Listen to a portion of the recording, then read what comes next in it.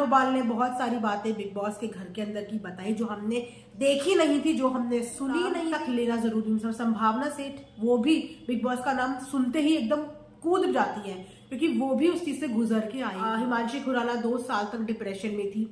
Hello friends, welcome back to another video, welcome back to earth mom Dehradun और मैं हूँ ज्योति।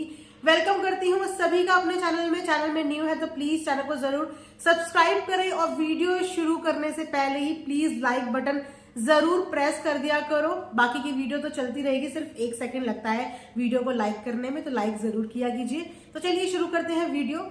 तो दोस्तों, जैसे कि आप सबको पता ही है कि बाबू भैया हो चुके हैं बिग बॉस के घर से बाहर, यानी कि अनुराग डोभाल, जिसका आप जानते ही हो कि बहुत तरीके से ट्रेंड भी चल रहा है। बहुत सारे लोग उनके सपोर्ट में आके आवाज भी उठा रहे हैं, बहुत सारे लोग इसको अनफेयर भी बोल रहे हैं। लेकिन वहीं पे सबकी नजर जो थी वो बाबू भैया के फर्स्ट इंटरव्यू के ऊपर थी कि घर से बाहर आने के बाद बाबू भैया इंटरव्यू में क्या बोलते हैं और क्या बताते हैं। क्योंकि जैसे कि हमें पता चला था सोर्सेस के थ्रू, मैंने इस पे कल भी वीडियो बनाई थी कि बाबू भैया ने घर से बाहर आने के बाद कोई भी इंटरव्यू नहीं दिया।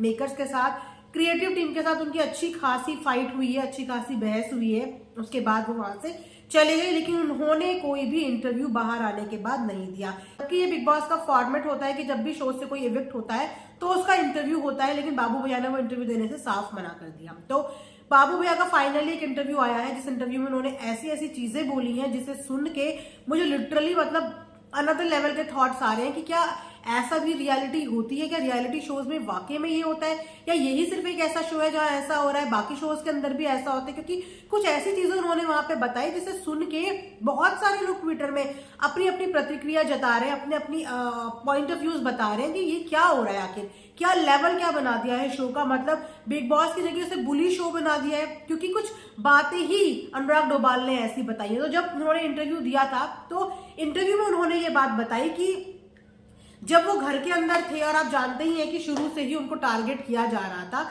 मैंने पहले भी बताया है कि बिग बॉस का जो ये शो है ये फुली एडिटेड शो है, यानी कि पूरी एडिटिंग का ही कमाल है।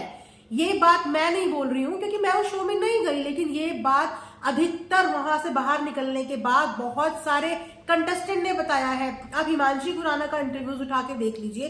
जब हिमांशी खुराना का इंटरव्यू आया था तो उसने यही बताया था कि बिग बॉस से बाहर आने के बाद वो कम से कम 1-1.5 साल तक डिप्रेशन में ही रही, क्योंकि उसको क्या बोल के घर के अंदर भेजा गया था, और जब उसकी घर के अंदर एंट्री हुई तो वैम्प वाला म्यूजिक चला दिया। मतलब आप ये सोचो कि परसेप्शन सेट करने के लिए किसी इंसान की एंट्री के साथ ही आप किसी वैम्प का म्यूजिक चला दो तो सामने वाला उसको उसी निगाहों से देखने लगता है, राइट। तो उसका पहला ही झटका ये लगा कि जब मेरी एंट्री हुई तो मुझे वैम्प वाले म्यूजिक के साथ इंट्रोड्यूस कराया गया।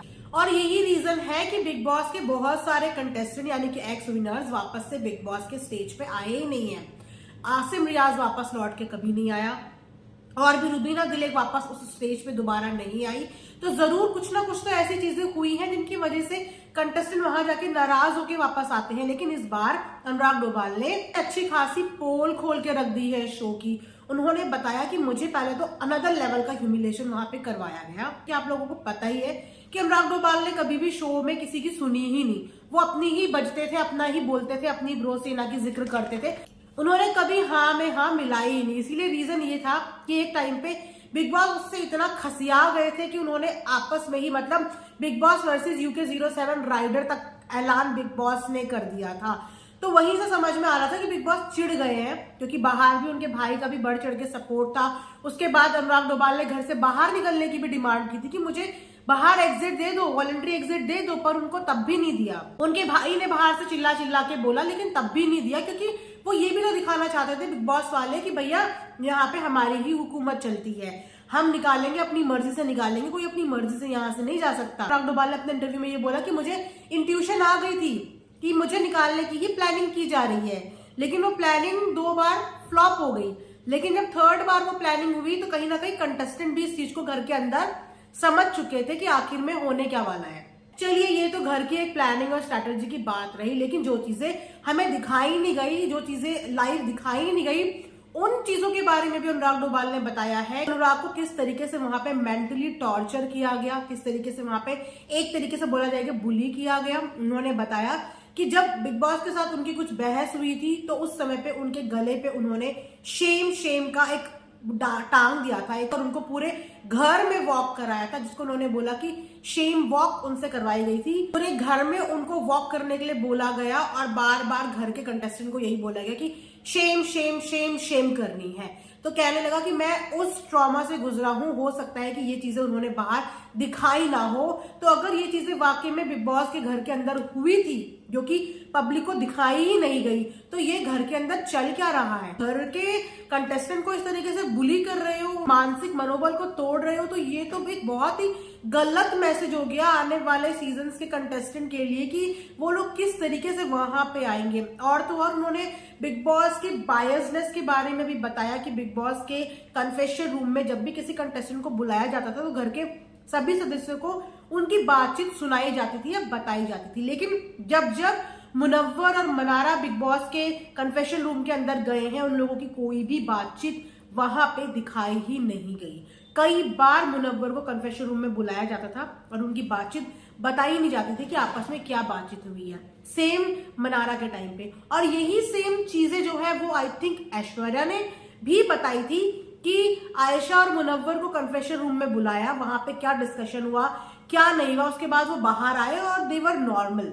इन लोगों के साथ पर्सनली बातचीत भी की जाती है सलमान द्वारा या बिग बॉस द्वारा कन्फेशन रूम के अंदर, जो कि अदर कंटेस्टेंट को नहीं दिखाई जाती। तो वहां पे फेवरेटिज्म का भी टैग यहाँ पे अनुराग डोभाल ने लगाया है। देखो बुली तो उन्होंने बता ही दिया है कि किस तरीके से कंटेस्टेंट का मनोबल तोड़ते हैं, साथ में उन्होंने बायसनेस की चीजें भी बताई है। अब देखो जो घर के अंदर रह के आया है उस इंसान को ज्यादा अच्छे से ज्यादा बेटर पता होंगी चीजें। हालांकि मैं ये नहीं बोलती कि उन्होंने शो को बहुत कुछ दे दिया या शो को बहुत कुछ एंटरटेन किया, पर उन्होंने ये भी बताया कि ऐसा तो नहीं हो सकता कि कोई इंसान 24 के 24 घंटे सिर्फ सोता ही हो, ऐसा तो नहीं हो सकता ना। तो सिर्फ उनकी सोने की ही क्लिप्स इतनी ज्यादा वायरल क्यों की गई? क्या उन्होंने कभी कुछ बोला ही नहीं? जो इंसान लास्ट में इतना वोकल होके बोल सकता है तो उन्होंने शुरू में भी कुछ ना कुछ तो बोला होगा, लेकिन उनके स्टैंड्स, उनकी सही चीजें वो बोली नहीं गई, क्योंकि उन्होंने जो इमेज पोर्ट्रे करवानी थी वो इमेज उनकी पोर्ट्रे करवा दी। एक जोकर की इमेज पोर्ट्रे करवा दी, उनको फनी बना दी, क्योंकि उनको डांस नहीं आता था। यहाँ पे बिग बॉस हमेशा कंटेस्टेंट की सबसे पहले पकड़ते हैं वीकनेस, फिर उस वीकनेस पे सोचते हैं कि आगे का प्लानिंग क्या करनी है। तो जब अनुराग डोभाल की वीकनेस पता चली कि ये डांस अच्छा नहीं करता, तो उससे डांस ही करवाया और उससे एंटरटेनमेंट के लिए, पब्लिक को हंसाने के लिए, कॉमेडी के लिए डांस भी किया। लेकिन उस डांस पे हंसने की बजाय उस डांस का मजाक बना दिया गया, उसको जोकर का टैग दे दिया। उसके बाद लोगों ने जोकर का टैग भी एक्सेप्ट किया, जो उनके चाहने वाले थे, ब्रो सेना थी या उनके जो भी लोग उन्हें पसंद करते हैं, उन्होंने वो जोकर का टैग भी एक्सेप्ट किया।